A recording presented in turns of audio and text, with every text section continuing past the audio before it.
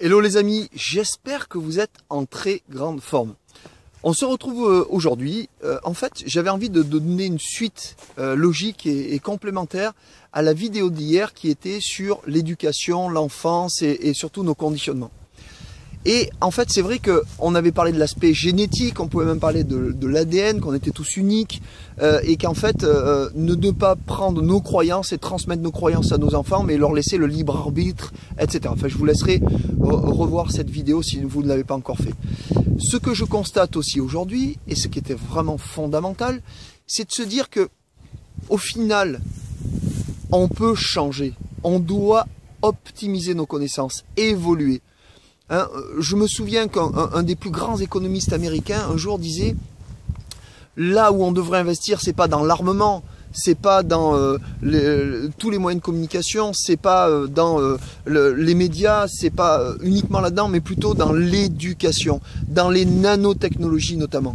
Voilà. Bon, je vais pas refaire je dirais le résumé de tout ce qu'il a dit, mais c'était très passionnant. Et quand on parle d'éducation aujourd'hui, qu'est-ce qui est le plus grave dans la vie? C'est d'être ignorant, inculte, ne pas savoir lire. Vous rendez-vous compte?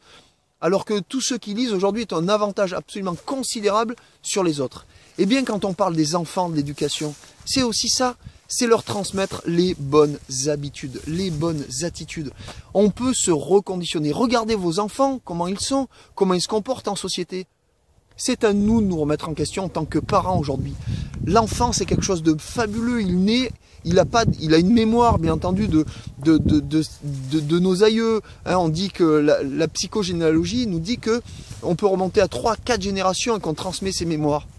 Eh bien, j'ai envie de vous dire, vous pouvez aussi les reconstruire, les reconditionner. Ça va passer par du temps d'investissement, par une nouvelle habitude, par de nouvelles attitudes.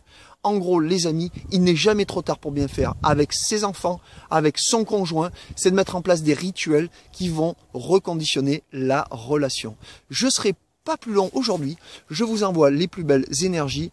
Je vous regarde droit dans les yeux et je vous dis, passez une excellente journée. Regardez un peu ce panorama, c'est magnifique.